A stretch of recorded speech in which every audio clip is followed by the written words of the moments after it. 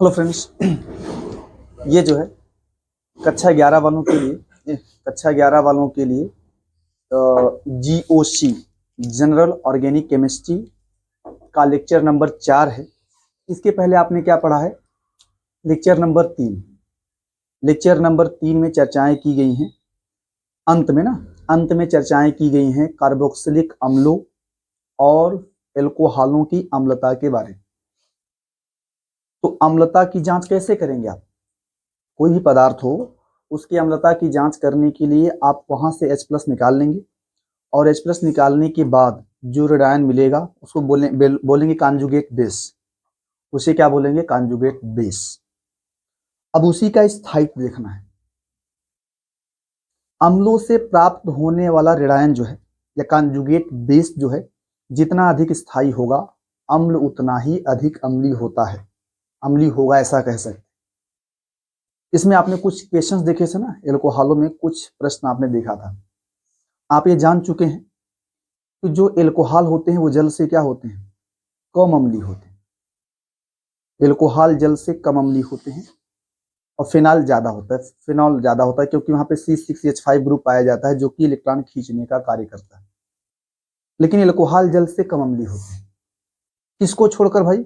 Methyl alcohol को छोड़कर जितने भी एल्कोहल होते हैं वो जल से क्या होते हैं? कम अम्लीय होते हैं या दुर्बल अम्लीय होते हैं।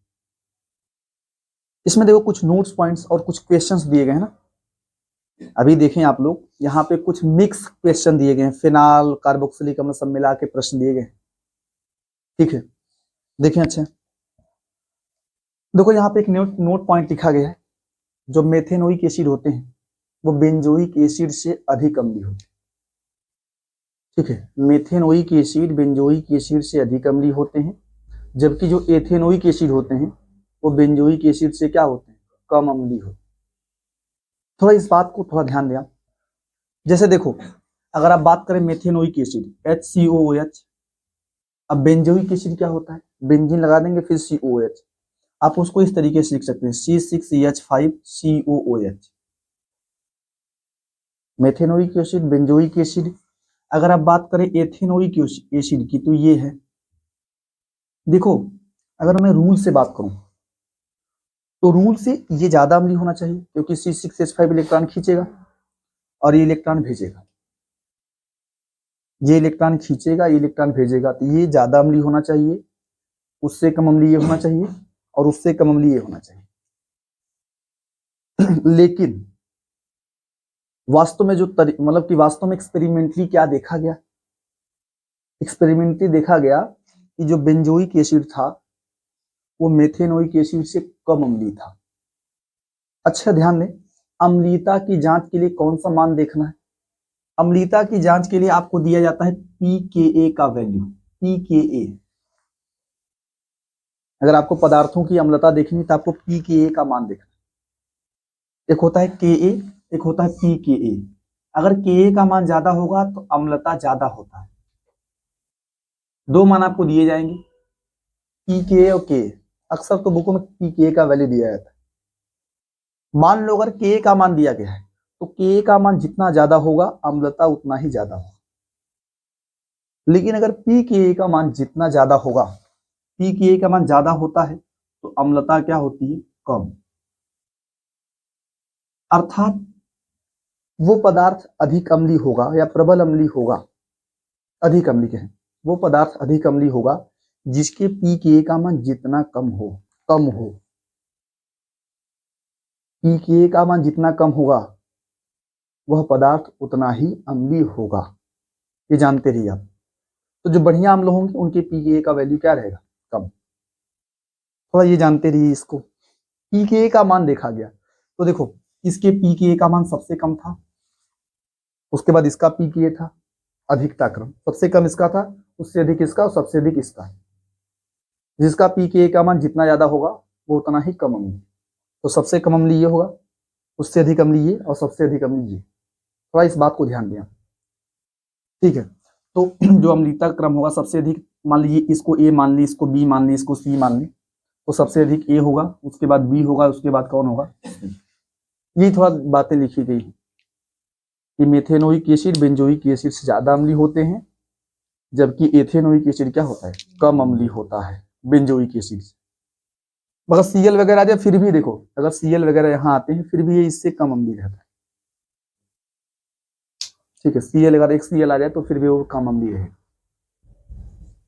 अच्छा देखिए ध्यान से, अब मैं बात करूं यहाँ निम्न को अम्लता के घटते हुए क्रम में लिखना है।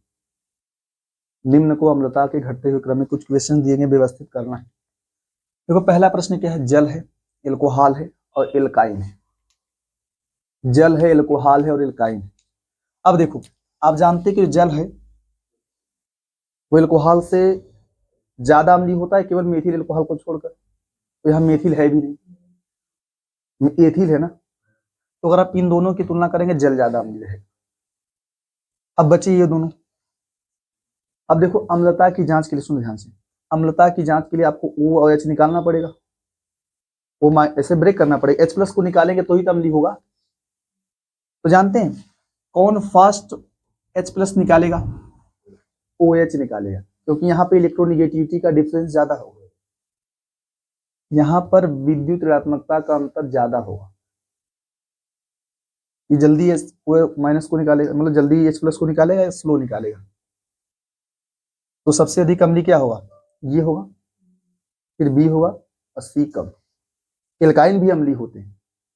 देखो एल्काइन जानते हैं कौन से एल्काइन अम्लीय होते हैं, पता है, जानते हैं एल्काइन अम्लीय होते हैं अगर उनमें जो है ये जो कार्बन, उसको बोलते हैं कि अगर उनमें टर्मिनल हाइड्रोजन उपस्थित हो। टर्मिनल हाइड्रोजन हिंदी है अंतस्थ हाइड्रोजन उपस्थित हो। अंतस्थ हाइड्रोजन क्या है, जिन कार्बन के बीच में ट्रिपल बॉन्ड्स हैं उनमें से किसी एक कार्बन के पास अगर H होगा तो वो एल्काइन अम्लीय होगा। एल्काइन अम्लीय होते हैं कौन से एल्काइन, जैसे दो कार्बन के बीच ट्रिपल बॉन्ड्स आया है, उनमें से किसी एक कार्बन के पास H होना चाहिए, डायरेक्टली H जुड़ा होना चाहिए, डायरेक्टली, ऐसा नहीं कोई कार्बन जुड़ा हो फिर H जुड़ा हो तो अम्लीय नहीं होगा। जैसे देखो पहले यहां लिख दूं कि टर्मिनल अंतस्थ, अंग्रेजी लिख देना हो, टर्मिनल एल्काइंस क्या होते हैं, अम्लीय होते हैं। टर्मिनल एल्काइंस क्या होते हैं, अम्लीय होते हैं।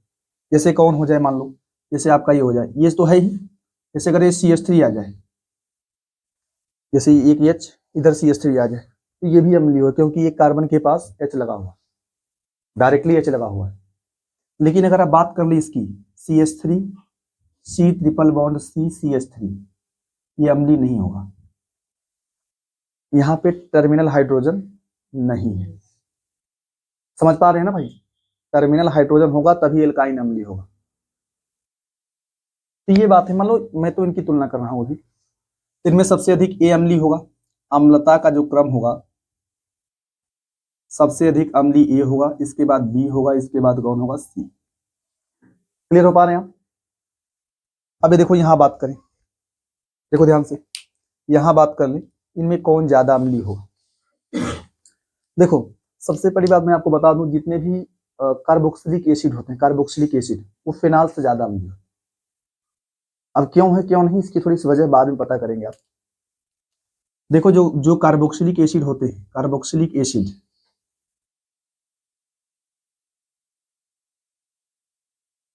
वो एल्कोहलों से क्या होते हैं, फिनाल से, कहते हैं एल्कोहल चाहे जो भी रहे, फिनाल से अधिक अम्लीय होते हैं। कार्बोक्सिलिक अम्ल फिनॉल से अधिक अम्लीय होते हैं, ये बात जानते रहिए आप। तो यहाँ जितने भी कार्बोक्सिलिक अम्ल वो ज्यादा अम्लीय होंगे, फिनॉल कम अम्लीय होगा। अब इनमें तुलना किया जाए, इनमें जब तुलना करेंगे, अब बताइए कौन ज्यादा अम्लीय होगा। सबसे अधिक A होगा, तब C होगा, फिर B होगा, फिर D होगा। जो यहाँ अम्लता का क्रम होगा, सबसे अधिक क्या लिखेंगे आप, A, फिर C, फिर B, फिर D। समझ पा रहे हैं आप। अब यहां बात करें तो वही सेम हाल है कि जो कार्बोक्सिलिक अम्ल हो गए या बेंजोइक अम्ल कह रहे हैं ना, हाँ बेंजोइक अम्ल वगैरह हैं सब, वो ज्यादा अम्लीय होंगे फिनॉल। भले से ही यहाँ इलेक्ट्रॉन भेजने वाला, देखो यहाँ पे इलेक्ट्रॉन भेजने वाला ग्रुप है, इलेक्ट्रॉन भेजेगा, लेकिन फिर भी जो कार्बोक्सिलिक अम्ल वाले होंगे, बेंजोइक अम्ल वाले, वो फिनॉल से क्या होंगे, ज्यादा अम्ल। अब देखो ध्यान से, अब जैसे मान लो सबसे कम अम्लीय, ये दोनों ज्यादा अम्लीय, भाई फिनॉल कम अम्लीय है, कार्बोक्सिलिक अम्ल वाले ज्यादा अम्लीय। अब इन दोनों में कौन ज्यादा अम्लीय, ए वाला ज्यादा अम्लीय है, क्योंकि यहाँ पे इलेक्ट्रॉन भेजा जा रहा है और यहाँ पे कोई ऐसा ग्रुप नहीं है जो इलेक्ट्रॉन भेजे, तो भेजने पर इलेक्ट्रॉन जो है अम्लीयता कम होती है, तो ज्यादा अम्लीय आपका ए होगा, उसके बाद सी होगा, उसके बाद कौन होगा, बी। अम्लता का ये क्रम होगा। अब देखिए ध्यान से अगला, देखो यहाँ पे जो है इसका नाम है ट्राइक्लोरोएसिटिक एसिड, नाम भी है इसका, इसको बोलते हैं trichloroacetic acid. Acetic acid CH3COH होता है, उसका 3H हटा दिया गया है Cl के द्वारा। ट्राइक्लोरोएसिटिक एसिड, इसका नाम है डाईफ्लोरोएसिटिक एसिड, ट्राई आयोडोएसिटिक एसिड बोल सकते हैं। ट्राइक्लोरोएसिटिक एसिड, डाईफ्लोरोएसिटिक एसिटिक एसिड, और ये क्या है, ट्राई आयोडोएसिटिक एसिड। बताइए इनमें सबसे अधिक अम्लीय कौन होगा, सबसे कम अम्लीय कौन होगा।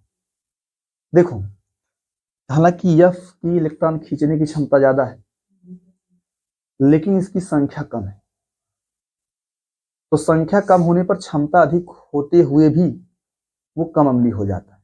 ये मैं बताया हूं आपको, संख्या अगर कम है, क्षमता अधिक है, फिर भी वो कम अम्लीय हो। तो यहाँ पे देखो इन दोनों की संख्या, यहाँ पे 3 आई है, इलेक्ट्रॉन खींचने वाला ग्रुप 3 है, यहाँ पे 3 Cl है, यहाँ पे भी इलेक्ट्रॉन खींचने वाला ग्रुप 3 है। अब देखो Cl और I में कौन अधिक इलेक्ट्रॉन खींचेगा, Cl। तो जो यहाँ अम्लता का क्रम होगा, अम्लता का जो क्रम होगा, सबसे अधिक ये होगा, उसके बाद C होगा, उसके बाद कौन होगा, B। अब अगला क्वेश्चन देखिए आप, देखो यहां भी अम्लता देखना है, एल्काइन है, एल्कीन है, और वो एल्केन है। यहां तक आ रहा है ना, यहाँ। अच्छा देखो ध्यान से, अगर अम्लता को चेक करना है, ठीक है, यहाँ अगर अम्लता कार्बन कार्बन है, अब कैसे चेक करें कौन ज्यादा अम्लीय कौन कम अम्लीय। H+ को निकाल के चेक कर लिया जाए, मान लो H+ को निकाल के चेक कर लें। देखो यहाँ अगर आप करेंगे H+ निकालेंगे तो यहाँ आपको C p- मिलेगा, मैं यही बना दे रहा हूँ C p-, क्या निकाल दो 6, आपको मिलेगा HC ट्रिपल बॉन्ड C, और C पे क्या आएगा माइनस, ये कैसे निकल जाएगा H+। यहाँ बात करें आपको मिलेगा CH2 डबल बॉन्ड CH-। अगर यहाँ देखेंगे आप तो CH3 CH2- बचेगा, समझे ध्यान से आप लोग। यहाँ C p- है, यहाँ पे क्या है, हाँ CH पे निगेटिव है, यहाँ पे जो है। अच्छा ये कार्बन कौन सा है पता है, कौन सा संकर है कार्बन, अरे sp है यार, एक लोन पेयर मान लो, एक सिग्मा बॉन्ड मान लो, एक सिग्मा एक लोन पेयर है, यहाँ कार्बन sp है, कार्बन में sp संकरण है। और यहाँ पे देखिए आप, हाँ ये देखो एक सिग्मा एक H, वो भी सिग्मा, H भी सिग्मा बॉन्ड बनाएगा, एक लोन पेयर sp2 संकरण है। और यहाँ पे क्या है देखिए sp3, भाई 3 सिग्मा हो जाएंगे, 2H, एक सिग्मा इधर, एक लोन पेयर sp3। अच्छा बताइए, मैंने एक बार लिखाया था आपको कि अगर कार्बन sp संकरण हो, sp2 संकरण हो, sp3 संकरण हो, कौन सा कार्बन ज्यादा इलेक्ट्रोनेगेटिव होगा, sp वाला, जिसमें यस का लक्षण ज्यादा हो। ध्यान दिया, अगर कार्बन, देखो ये नोट पॉइंट है कि कार्बन में अगर sp संकरण हो तो वो कार्बन ज्यादा इलेक्ट्रोनेगेटिव होता है, किसकी तुलना में, sp2 की तुलना में, और किसकी तुलना में, sp3 की तुलना में। कार्बन में इलेक्ट्रोनेगेटिविटी का ऑर्डर याद रखिए आप, कि जिस कार्बन में sp संकरण होगा वो ज्यादा इलेक्ट्रोनेगेटिव होगा, जिस कार्बन, हाँ sp2 होगा उससे कम, sp3 होगा उससे कम, क्योंकि यस के कैरेक्टर घटते जा रहे हैं। यहाँ पे यस 50 है, वहां पे 33.33 है, 35.33, और वहां पे 25 है, 25% है। अब देखो ध्यान से, अब देखो जो कौन ज्यादा इलेक्ट्रोनेगेटिव है, ये। तो देखो आपको किसी पदार्थ की अगर अम्लता की जांच करनी है तो उससे प्राप्त होने वाले रेडायन की स्थायित्व देखनी है, क्या देखना है, स्थायित्व। और आपको बता दिया जाए, अभी दिखवा दूंगा मैं, कि निगेटिव चार्ज ज्यादा विद्युत ऋणात्मक तत्व पर ज्यादा स्थायी होता है।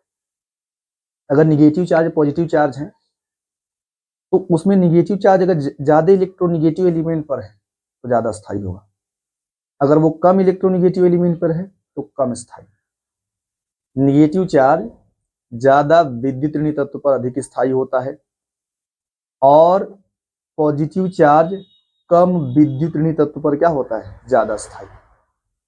समझ पा रहे हैं आप लोग? तो जो ज्यादा इलेक्ट्रोनिगेटिव होगा वो निगेटिव चार्ज को रखेगा, तो यहाँ पे जो ये ज्यादा स्थायी होगा, ये उससे कम स्थायी और ये सबसे कम स्थायी। तो जिसका ऋणांक जितना ज्यादा स्थायी होगा वह उतना ही ज्यादा अम्लीय होगा।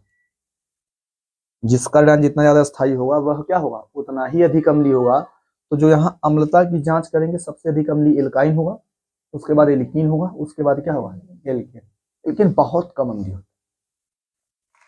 तो देखिए ध्यान से अम्लता कैसे लिखेंगे, हाँ ये नहीं आएगा ना, तो मैं वहां लिख दे रहा हूँ। इसमें अम्लता क्या लिखेंगे आप, अम्लता का ऑर्डर क्या लिखेंगे, क्रम क्या लिखेंगे आप, सबसे अधिक ए, उसके बाद बी, उसके बाद सी।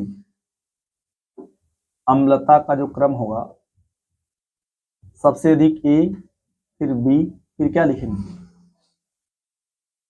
अच्छा आगे देखो नेक्स्ट क्वेश्चन, अगला क्वेश्चन क्या है, देखो एल्कोहल है और ये एमीन,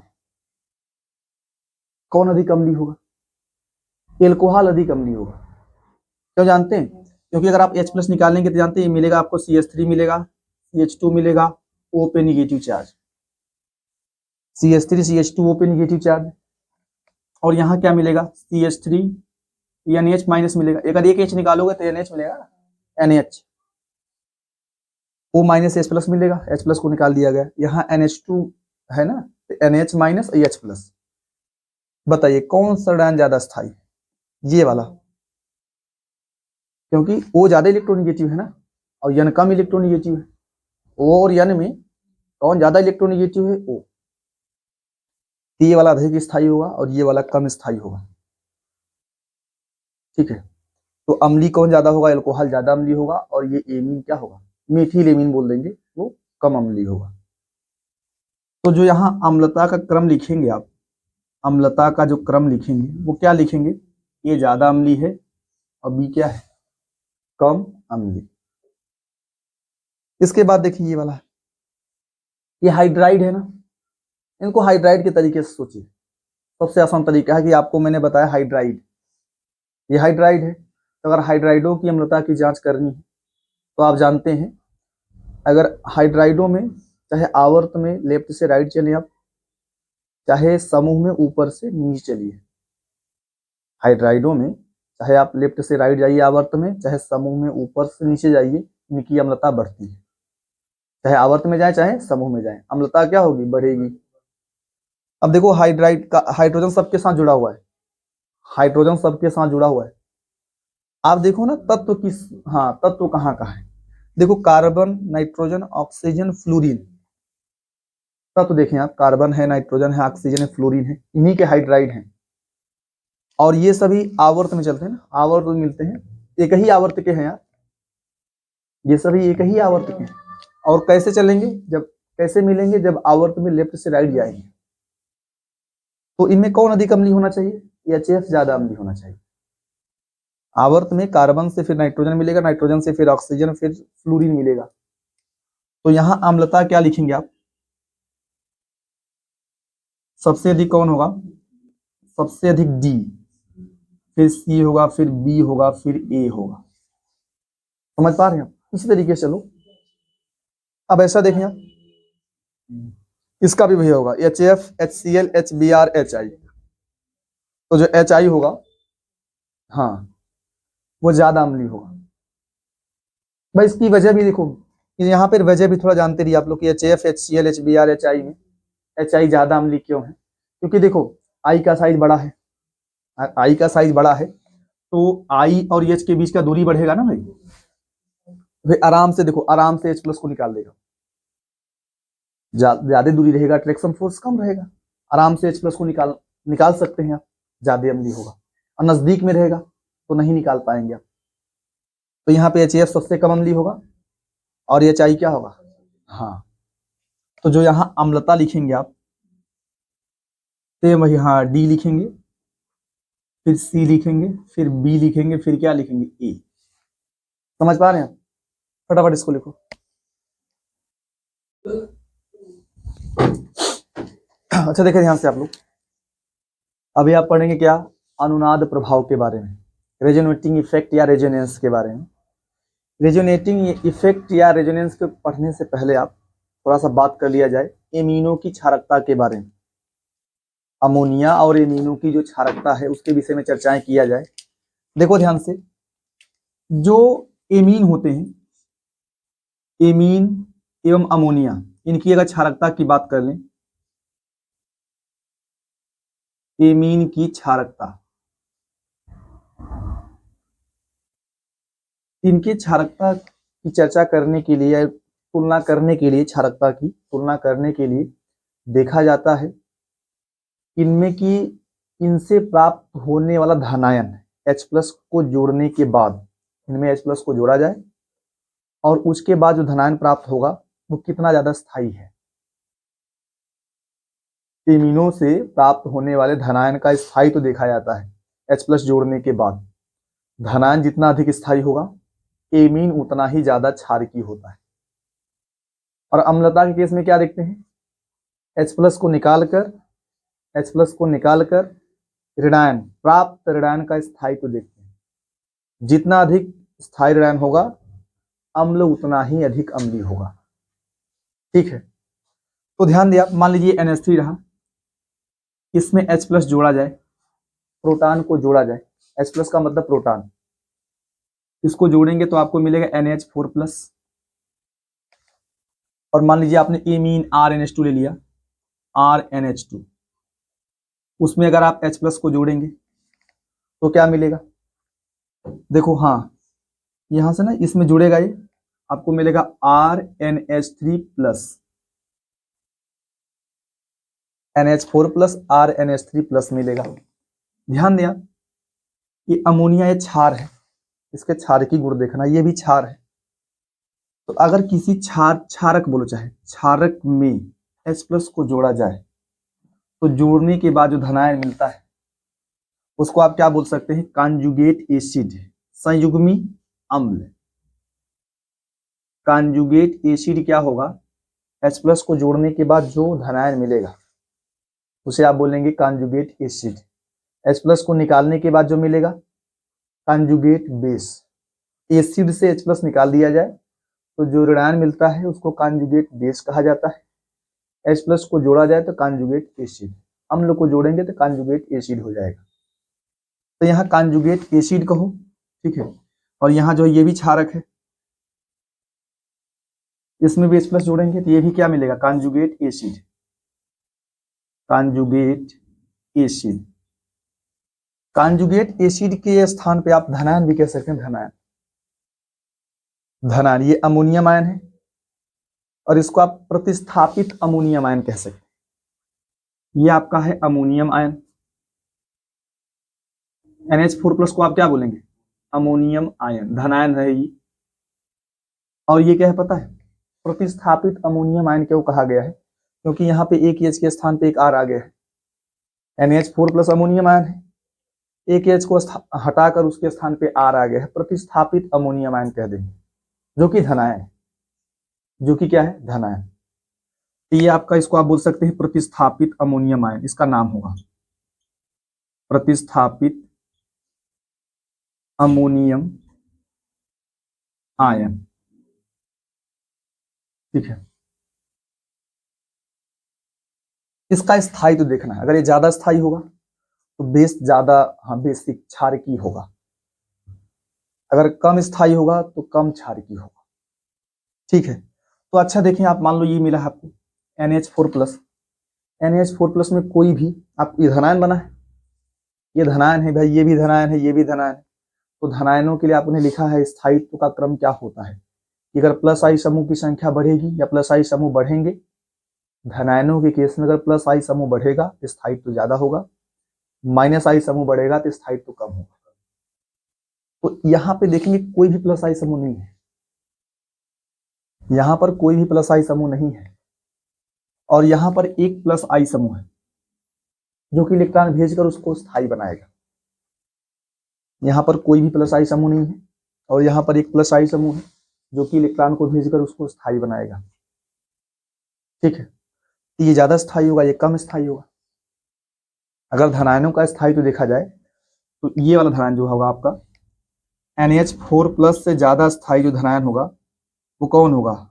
RNH3+। या पहले लिख लो यही, RNH3+ जो धनायन है वो NH4+ से क्या होगा? ज्यादा स्थायी। ये स्थायित्व है, धनायनों का स्थायित्व। अगर क्षारकता देखा जाए तो वही क्षारकता वाली बात भी हो जाएगी। तो जो धनायन ज्यादा स्थायी होगा, ठीक है, तो जिस क्षारक से मिला है वो क्षारक ज्यादा क्षारकी भी होगा।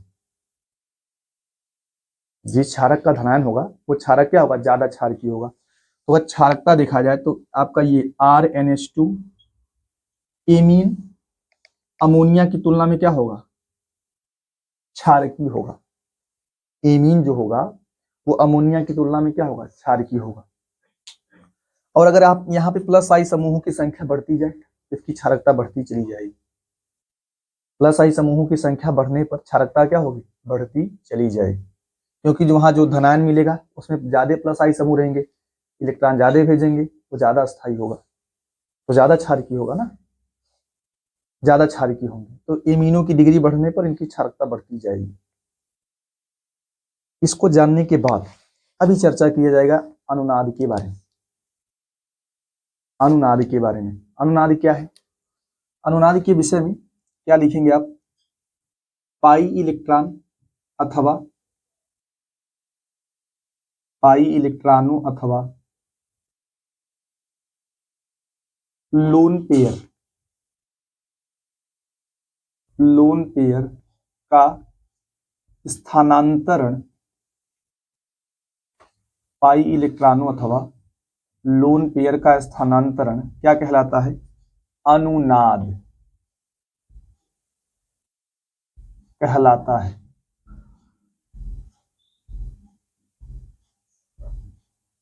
ध्यान दें आप, अनुनाद क्या है? पाई इलेक्ट्रॉन अथवा लोन पेयर का स्थानांतरण, एक स्थान से दूसरे स्थान पर जाना, वो क्या कहलाता है? अनुनाद। अब देखो ध्यान से, इसकी एग्जांपल क्या है? सबसे पहला एग्जांपल लिया जाए ओजोन का। O3 की बात करें, ओजोन की बात कर लिया जाए तो जो, ध्यान दें, जो ओजोन की संरचना होती है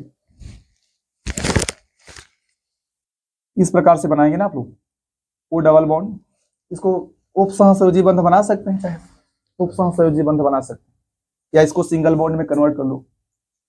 यहाँ पे जब सिंगल बॉन्ड में कन्वर्ट करेंगे तो यहाँ पे आता है निगेटिव, यहाँ पे आता है पॉजिटिव। बनाओ चाहे मत बनाओ, मान लीजिए हमने नहीं लिखा है, पॉजिटिव निगेटिव नहीं लिखा है, एक सिंगल बॉन्ड एक डबल बॉन्ड। या तो आप क्या कर सकते हैं, आप डबल को इधर कर सकते हैं ना, डबल बॉन्ड यहाँ कर दें, सिंगल बॉन्ड यहाँ कर दें, ऐसा कोई फिक्स बात नहीं। एक डबल एक सिंगल रहेगा, एक डबल बॉन्ड एक सिंगल बॉन्ड रहेगा। अब इस सिंगल बॉन्ड इधर डबल उधर हो सकता है, डबल इधर सिंगल उधर हो सकता है, यही है ना। तो देखिए यहाँ पे पाई इलेक्ट्रॉन जो है स्थानांतरित हो रहा है ना, यहाँ पाई इलेक्ट्रॉन इधर है, इधर पाई इलेक्ट्रॉन इधर है, पहले है, यहाँ इस स्ट्रक्चर में बाद में है, इस स्ट्रक्चर में पहले। तो इस हिसाब से क्या होना चाहिए कि जो ऑक्सीजन ऑक्सीजन सिंगल बॉन्ड है उसकी लंबाई भिन्न होनी चाहिए। ध्यान दें आप लोग, इस हिसाब से इस स्ट्रक्चर को देख के क्या लग रहा है कि जो यहाँ पे ऑक्सीजन सिंगल बॉन्ड है और ऑक्सीजन क्या है? डबल बॉन्ड है, और जिनकी लंबाई परस्पर क्या होनी चाहिए? भिन्न होनी चाहिए। लंबाई परस्पर भिन्न होनी चाहिए। लेकिन वास्तव में क्या देखा गया?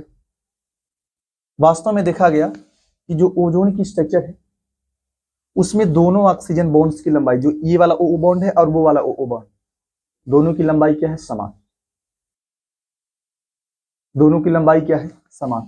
तो यहां देखा गया वास्तव में क्या कि ऑक्सीजन से दोनों जो बॉन्ड लगे हुए हैं उनकी लंबाई समान है, और ये दोनों के दोनों बॉन्ड ना तो सिंगल है और ना ही डबल है। वास्तविक स्ट्रक्चर में ये दिखाई देता है कि दोनों ऑक्सीजन के बॉन्ड्स जो है वो ना तो डबल है और ना ही क्या है? सिंगल। ठीक है, नहीं आ रहा है तो यहां पे छाप दिया जाए कि जो दोनों के दोनों बॉन्ड्स हैं ये वास्तविक स्ट्रक्चर है, वास्तविक संरचना। वास्तविक संरचना क्या है? ठीक है, इसमें जो है ना ये दोनों के दोनों बॉन्ड्स जो है वो ना तो पूरा डबल है और ना तो पूरा सिंगल है, और डबल और सिंगल के बीच के 1.5 बॉन्ड कह सकते हैं। इनके बीच में जो बंध है कि कौन सा बंध है? 1.5 बॉन्ड है।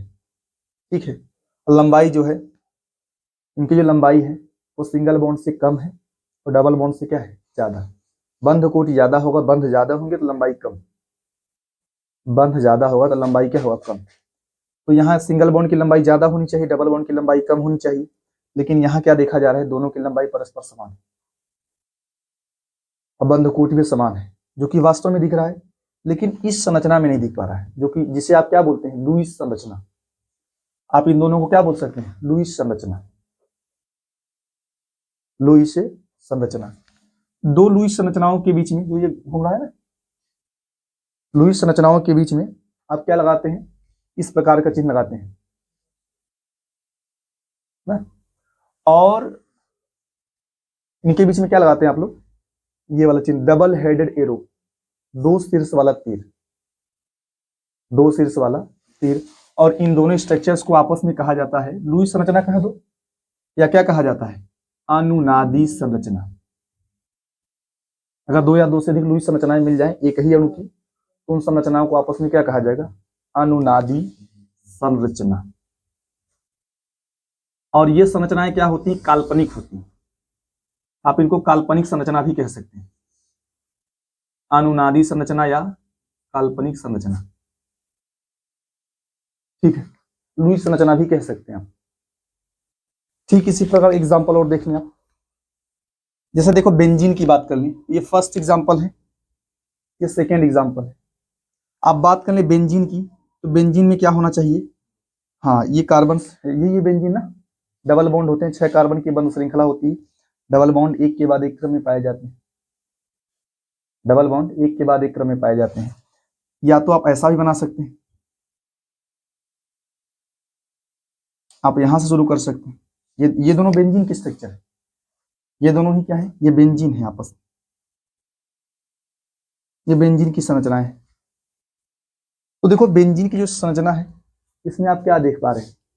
इसमें देख पा रहे हैं आप कि कार्बन कार्बन के बीच डबल बॉन्ड है, और कौन सा बॉन्ड है? सिंगल। डबल बॉन्ड और सिंगल बॉन्ड है, एकांतर क्रम में पाए गए।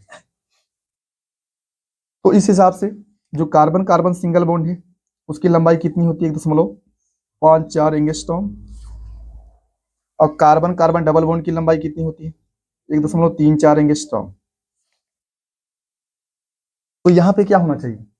सिंगल बॉन्ड की लंबाई ज्यादा होनी चाहिए। तो यही है कि कार्बन कार्बन सिंगल बॉन्ड की लंबाई ज्यादा होनी चाहिए, कार्बन कार्बन डबल बॉन्ड की लंबाई कम होनी चाहिए। लेकिन वास्तव में क्या देखा गया? वास्तविक संरचना, जिसको जानते हैं वास्तविक संरचना को आप अंग्रेजी में बोलते हैं रियल हाइब्रिड। क्या बोलते हैं?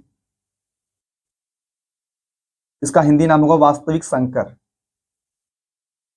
ये संकर स्ट्रक्चर है, इन दोनों का मिक्स फॉर्म बनता है। अब कैसे बनता है कैसे नहीं सब बताया जाएगा। वास्तविक संरचना को आप रियल हाइब्रिड कह सकते हैं। ठीक है, तो यहाँ जो वास्तविक संरचना बनेगी इसको भी आप वही बोल सकते हैं रियल हाइब्रिड। वो क्या होती है? बेंजीन की वास्तविक संरचना क्या होती है? उसमें देखा गया कि जो कार्बन कार्बन के बीच की लंबाई है, हाँ, न तो कोई कार्बन का लंबाई ज्यादा है, न मतलब मान लीजिए इन दो कार्बनों की बात कर लें तो प्रत्येक कार्बन की जो है, प्रत्येक कार्बन की बात कर लें उनके बीच की लंबाई समान है। वो कितना है? हाँ, प्रत्येक कार्बन कार्बन के बीच की जो लंबाई है, प्रत्येक सीसी बॉन्ड की लंबाई, आबंध की लंबाई, बॉन्ड को हिंदी में क्या बोल सकते हैं? आबंध। कितना मिला आपको? 1.39 एंगस्ट्रॉम। प्रत्येक कार्बन कार्बन बॉन्ड की लंबाई कितनी है? 1.39 एंगस्ट्रॉम। और जो बंध कोटि मिला, यहाँ तो बंध कोटि सिंगल, दो बॉन्ड जो है, बॉन्ड क्या मिल रहे हैं? 2 मिल रहे हैं और 1 मिल रहे हैं, लेकिन यहाँ बंध कोटि क्या मिलता है? 1.5। यहाँ जो बंध कोटि मिलता है वो ना तो, हाँ, प्रत्येक कार्बन के बीच का जो बंध कोटि होता है वो कितना होता है? 1.5। सिंगल से ज्यादा, डबल से कम। और लंबाई वही हाल है, लंबाई भी सिंगल से क्या है? कम है। नहीं, बंध कोटि ज्यादा होगा तो लंबाई कम होगा। तो डबल वाले जो बंध कोटि का डबल है, 2 है बंध, उसकी लंबाई कम होगा, सिंगल वाले का ज्यादा होगा। तो यहाँ आप लंबाई में क्या देख रहे हैं कि लंबाई जो है सिंगल से कम है, डबल से ज्यादा है। तो ये वास्तविक संरचना मिल रहा है। और यहाँ आप ऐसे बनाएंगे, डबल बॉन्ड्स के जो है प्रत्येक कार्बन पर, हाँ, प्रत्येक कार्बन पे है। जो डबल बॉन्ड के लक्षण है वो किसी विशेष कार्बन पे नहीं,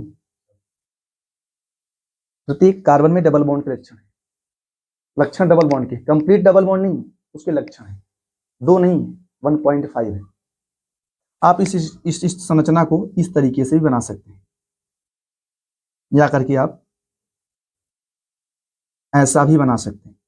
लेकिन ध्यान दें आप लोग, लेकिन मैकेनिज्म्स वगैरह में रिएक्शन की जो क्रियाविधि दिखानी पड़ती है उसमें वास्तविक संरचना का उपयोग नहीं करना पड़ता, इन स्ट्रक्चर्स का यूज नहीं किया जाता है। हालांकि वास्तव में ये संरचनाएं हैं, ओजोन के प्रत्येक गुणों की व्याख्या ये कर रहा है, वो नहीं कर पा रहे। ओजोन का प्रत्येक गुण क्या है कि प्रत्येक ऑक्सीजन की लंबाई समान है, बंध कोटि समान है, लेकिन ये नहीं बता पा रहा है। वैसे हम हाल बेंजीन की बात कर लें कि बेंजीन में प्रत्येक कार्बन की लंबाई समान है, कार्बन कार्बन के बीच की लंबाई समान है, बंध कोटि समान है, जिसकी व्याख्या ये दोनों संरचनाएं नहीं कर पा रही। ये कर रहा है ये, लेकिन इसका उपयोग मैकेनिज्म को दिखाने के लिए रिएक्शंस वगैरह में इन दोनों फॉर्म का यूज किया जाता है अक्सर, क्योंकि क्रियाविधि में इस स्ट्रक्चर्स का यूज नहीं कर सकते। क्रियाविधि को दिखाने के लिए इस स्ट्रक्चर का यूज नहीं किया जाता है, इन स्ट्रक्चर्स का यूज किया जाता है। ठीक है, आप इसको फटाफट लिखिए।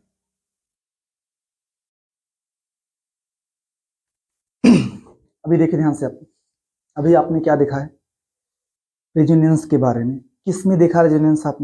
आपने देखा ओजोन अणु में रेजोनेंस, और आपने देखा बेंजीन में रेजोनेंस। अभी थोड़ा मैं बात कर लूं, थोड़ा सा बात कर लिया जाए।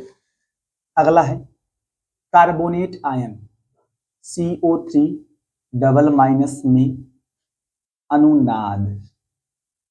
CO3 डबल माइनस में क्या करेंगे? रेजोनेंस। कैसे होता है? जो CO3 डबल माइनस होता है उसमें क्या होगा, एक C डबल बॉन्ड O होता है, O पे माइनस, O पे माइनस। भाई O पे माइनस होगा।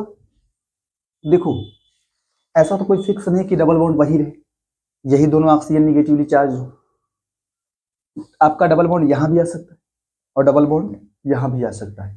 तो इस प्रकार से इसकी 3 संरचनाएं प्राप्त होती। कितनी संरचनाएं? 3, जिनको आपस में कहा जाता है अनुनादी संरचनाएं। आप ऐसा बना सकते हैं, C यहाँ O पे माइनस कर दो, यहाँ O पे माइनस, यहाँ पे डबल बॉन्ड O। और क्या हो सकता है आपका? ये भी हो सकता है, डबल बॉन्ड O हो सकता है। इस कलम सही नहीं है, ऐसा कर लिया। डबल बॉन्ड यहाँ कर दीजिए आप, यहाँ O पे माइनस और यहाँ पे क्या है? O पे माइनस आ रहा है ना। अब देखो इसका एक मिलता है रेजोनेंस हाइब्रिड या रियल हाइब्रिड कह सकते हैं, रेजोनेंस हाइब्रिड। इसको आप बोल सकते हैं अनुनाद संकर। आप इसको रियल हाइब्रिड भी कह सकते हैं, वास्तविक संकर भी कह सकते हैं। रेजोनेंस हाइब्रिड या रियल हाइब्रिड, अनुनाद संकर। क्या होता है? देखो जो अनुनाद संकर मिलता है इसका ना, वहां पे कार्बन सिंगल बॉन्ड ऑक्सीजन, फिर single bond oxygen, single bond oxygen. यहाँ पे आप क्या देख रहे हैं? एक डबल बॉन्ड ऑक्सीजन है, बाकी 2 ऑक्सीजन सिंगल बॉन्ड। यहाँ भी भैया एक डबल बॉन्डेड ऑक्सीजन, बाकी सिंगल बॉन्डेड ऑक्सीजन। एक डबल बॉन्डेड ऑक्सीजन, ये डबल बॉन्डेड है, वो दोनों ऑक्सीजन कैसे हैं? Single bonded. लेकिन वास्तव में ऐसा देखा गया कि कार्बोनेट आयन में प्रत्येक CO बंध की लंबाई समान है, प्रत्येक CO बंध की बंध कोटि क्या है? समान। जो बंध कोटि जानते हैं ना कि जो बॉन्ड है वो भी समान है। आप यहाँ देख पा रहे हैं कि ये डबल बॉन्ड है, सिंगल सिंगल बॉन्ड है, डबल बॉन्ड है, सिंगल सिंगल बॉन्ड है। नहीं, वास्तव में प्रत्येक CO बॉन्ड जो है उसकी जो कोटि है, CO के बीच में जो बॉन्ड है वो सभी में समान है, उसकी लंबाई भी क्या है? समान है। तो एक सिंगल बॉन्ड बना लेंगे आप, एक सिंगल बॉन्ड ऐसे आप बना लेंगे, और डबल बॉन्ड थोड़ा सा यहाँ भी है, थोड़ा सा यहाँ भी है, और थोड़ा सा डबल बॉन्ड के जो लक्षण होंगे वो थोड़े से इधर भी हैं, थोड़े से इधर, पाई बॉन्ड्स के जो लक्षण यहाँ भी है। और निगेटिव चार्ज की बात करें तो थोड़ा सा निगेटिव चार्ज यहाँ भी है, थोड़ा सा निगेटिव चार्ज यहाँ भी है, थोड़ा सा निगेटिव चार्ज यहाँ भी है। निगेटिव चार्ज ही प्रत्येक ऑक्सीजन पे है, ऐसा नहीं किसी फिक्स विशेष ऑक्सीजन, तीनों ही ऑक्सीजन पे निगेटिव चार्ज है, इक्वली मिला हुआ है, इक्वली मिला है। इन तीनों को आप बोल सकते हैं ना समान अनुनादी संरचना। एक डबल बॉन्डेड है, दो सिंगल बॉन्डेड, यहाँ भी एक डबल बॉन्डेड है, दो सिंगल बॉन्डेड यहाँ भी क्या है, एक डबल बॉन्डेड और दो क्या है, सिंगल बॉन्डेड। आप चाहें तो इसको ये भी लिख सकते हैं -2/3, ये -2 भाई, 2 निगेटिव चार्ज है और 3 ऑक्सीजन पे इक्वली क्या हो रहा है, 3 ऑक्सीजन को इक्वली मिल रहा है, तो आप इसको -2/3 -2/3 -2/3 भी कर सकते हैं। एक और संरचना है, बस वही देख लें क्या होगा। नाइट्रेट NO3- आयन में अनुनाद, आयन कर लेंगे आप, NO3- आयन में क्या देखेंगे आप, अनुनाद, रेजोनेंस कैसे हो रहा है। ध्यान दिया,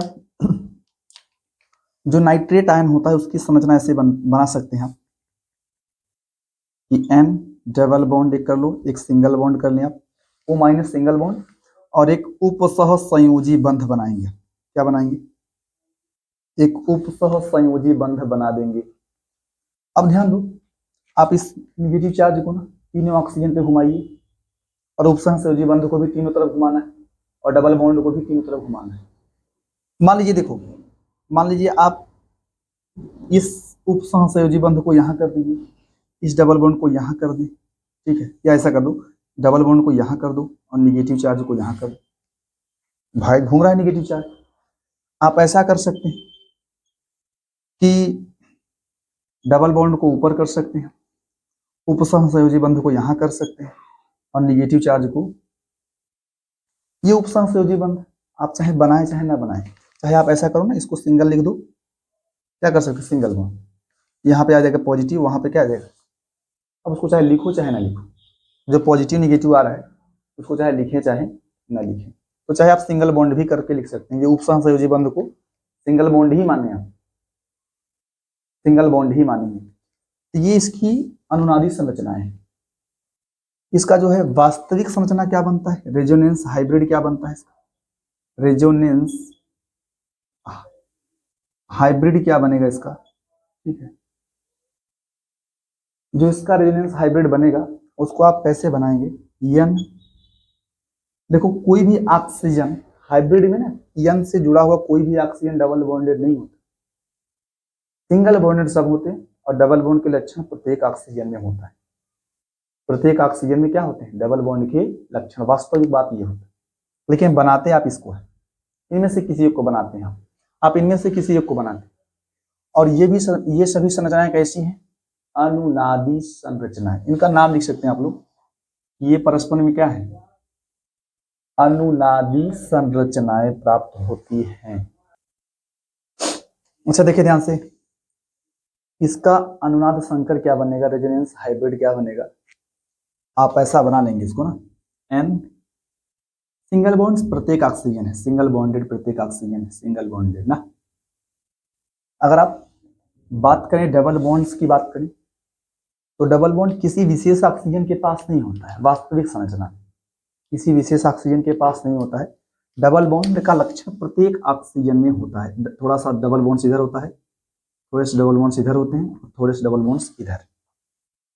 और रही निगेटिव चार्ज की बात, तो थोड़ा सा निगेटिव चार्ज यहाँ होता है, पार्शियल निगेटिव यहाँ होता है, पार्शियल निगेटिव यहाँ होता है, और पार्शियल निगेटिव यहाँ। या आप चाहें तो यहाँ लिख सकते हैं -1/3, एक निगेटिव चार्ज है, तीनों ऑक्सीजन पे इक्वली मिलेगा ना, आप इसको -1/3 कर सकते हैं, इसको क्या कर सकते हैं, -1/3 कर सकते हैं, ठीक। आप इतना फटाफट लिखें। देखिए ध्यान से आप लोग, अभी क्या पढ़ेंगे आप, अनुनाद के बारे में, रेजोनेंस, ठीक है। रेजोनेंस के विषय में आपने भी परिभाषा लिखा हुआ है कि रेजोनेंस की प्रक्रिया में क्या होता है, पाई इलेक्ट्रॉन अथवा लोन पेयर का स्थानांतरण होता है। अनुनाद की प्रक्रिया में क्या होता है, पाई इलेक्ट्रॉन अथवा लोन पेयर का क्या होता है, स्थानांतरण।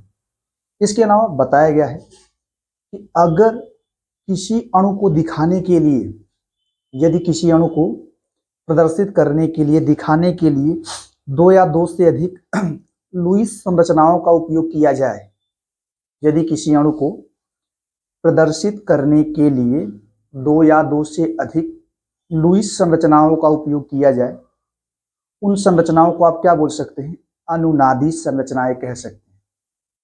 और सभी अनुनादी संरचनाओं का एक हाइब्रिड मिलता है ना, सभी अनुनादी संरचनाओं का एक संकर रूप मिलता है, जिसको क्या कहा जाता है, रेजोनेंस हाइब्रिड या रियल हाइब्रिड। अनुनाद संकर या वास्तविक संकर कहा जाता है, और यही अणु की क्या होती है, वास्तविक संरचना। जो रियल हाइब्रिड होता है, यही क्या होता है, अणु की वास्तविक संरचना। ये घटना होती है अनुनाद की प्रक्रिया, वही लिखाया गया है।